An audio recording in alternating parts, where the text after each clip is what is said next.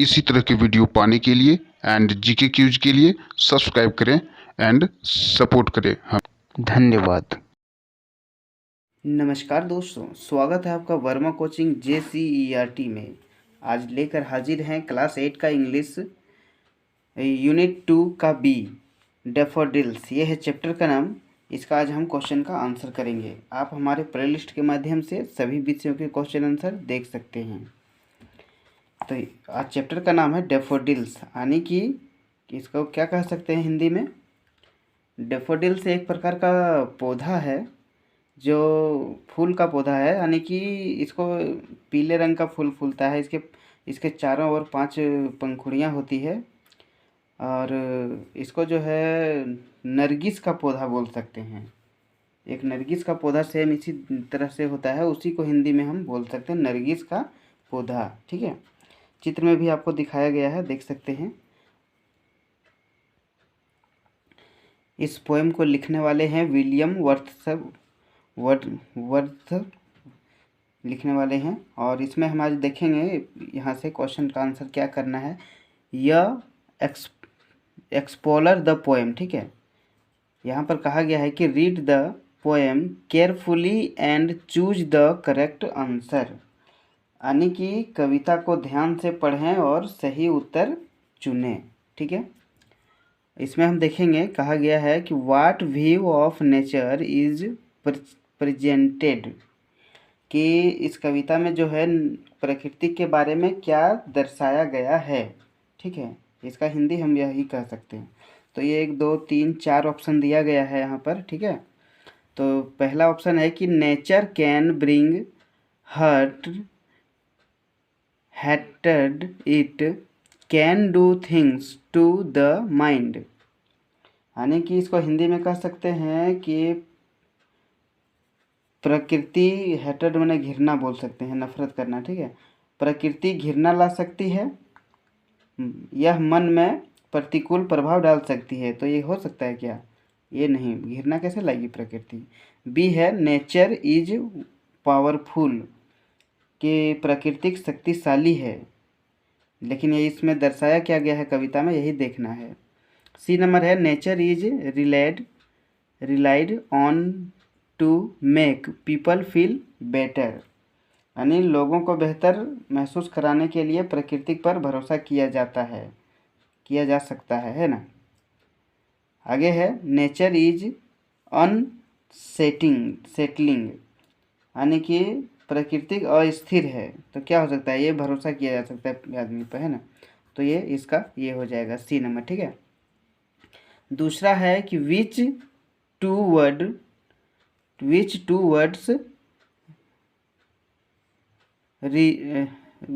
Words rhyme in the last 2 lines of the first stanza.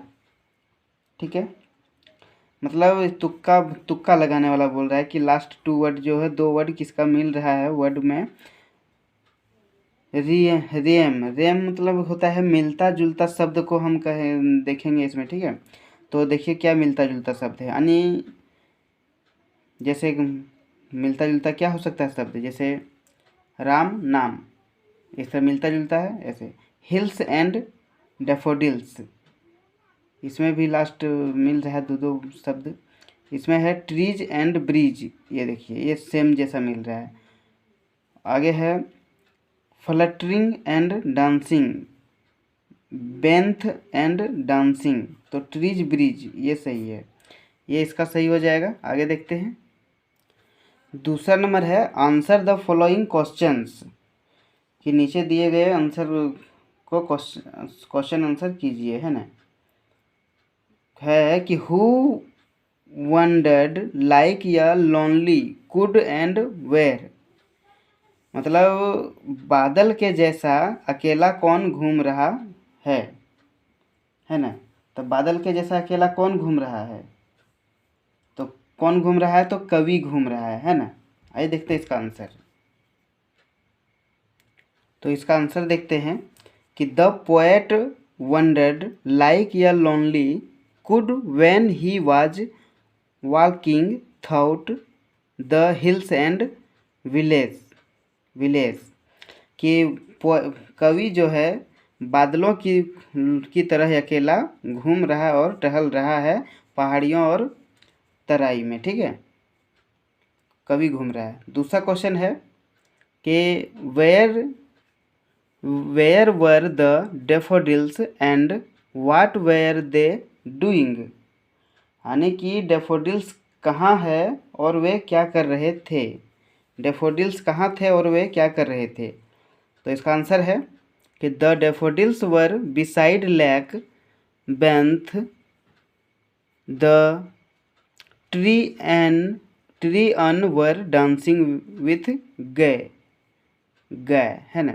यानी कि daffodils जो है बिसाइड लेक, यानी कि लेक मैंने झील, यानी कि वे जो है सो झील के किनारे हैं और वहाँ क्या कर रहे हैं, डांस कर रहे हैं वो, है ना, पेड़ के नीचे वो डांस कर रहे हैं, ठीक है।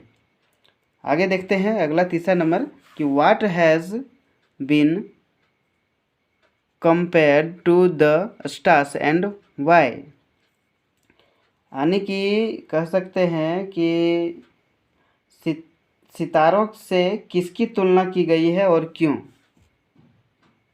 तो इसका आंसर देखते हैं कि the daffodils has been compared to the stars because they were straight in a never ending line, it blinks like a star, यानी कि कह सकते हैं डेफोडिल्स जो है उसके कंपेयर में सितारों से की गई है इसलिए कि वे जो है सो कभी ख़त्म न होते हैं, नेवर एंडिंग, वे कभी ख़त्म न होने वाली रेखा में फैले हुए हैं। यह एक तारे की तरह ही चमकता है। क्लियर है। कोई दिक्कत हो तो कमेंट कर देंगे, हम कोशिश करेंगे आपकी प्रॉब्लम को सॉल्व करने का, ठीक है। अगला देखते हैं चौथा नंबर। चौथा नंबर है कि describe in your own words the poet's feeling when he see the host of golden daffodils, यानी कि इसको कह सकते हैं कि शब्दों में कवि की भावनाओं का वर्णन करें, अपने शब्दों में, है ना, ऑन वर्ड्स, अपने शब्दों में कवि क्या कहना चाहता है उसका वर्णन करने कह रहा है। तो उसका वर्णन क्या करेंगे तो देखते हैं कि the poet's heart was filled with joy when he saw the golden daffodils fluttering and dancing, his lines went, यानी कि सुनहरे डेफोडिल्स को उछलते और नाचते देख कर क्या है कि कवि का हृदय खुशी से भर जाता है और उसका अकेलापन भी दूर हो जाता है ना। हिज लोनली लाइन्स, यानी अकेलापन दूर हो जाता है। क्लियर है। आगे देखते हैं। अगला है कि what happens to the poet when he is sometimes in a pensive mood, यानी कि इसको हम हिंदी में अगर कहें तो कह सकते हैं इसको कि जब कवि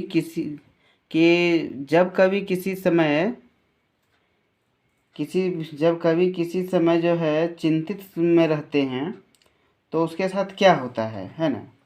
तो आइए देखते हैं। When the poet is sometimes in a pensive mood, he moves suddenly into the future back from the lake and the windy day.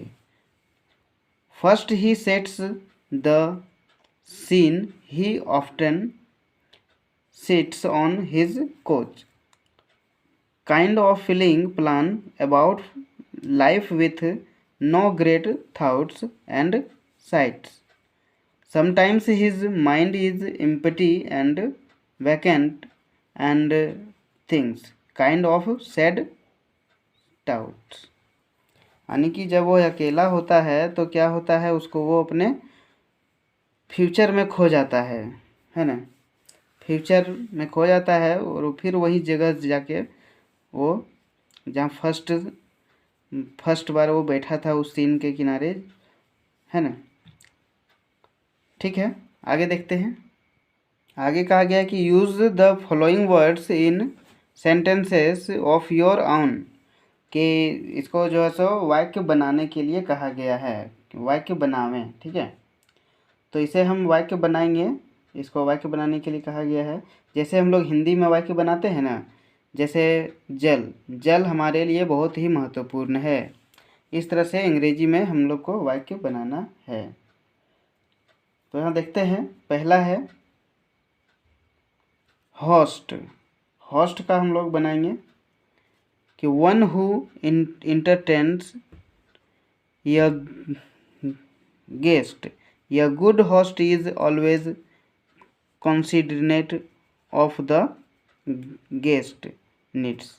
दूसरा है float, to cause something to be suspended in a liquid of greater density the boat floated on the water। अगला है बेंथ, below or underneath there is river beneath the bridge। stretch अगला है, इसको ये जो है कि to length by pulling I stretch the rubber band until is it most broke। अगला है sparkling brilliant gleam, the stars are sparkling in the sky। अगला है F नंबर मार्जिन, यानी border please draw the margin at the side of the paper. Clear है? Video को like करें, subscribe करें channel पर नए हैं तो। फिर मिलते हैं अगले चैप्टर में अगले वीडियो के साथ। तब तक के लिए वीडियो में तब तक बने रहने के लिए आपका बहुत बहुत धन्यवाद।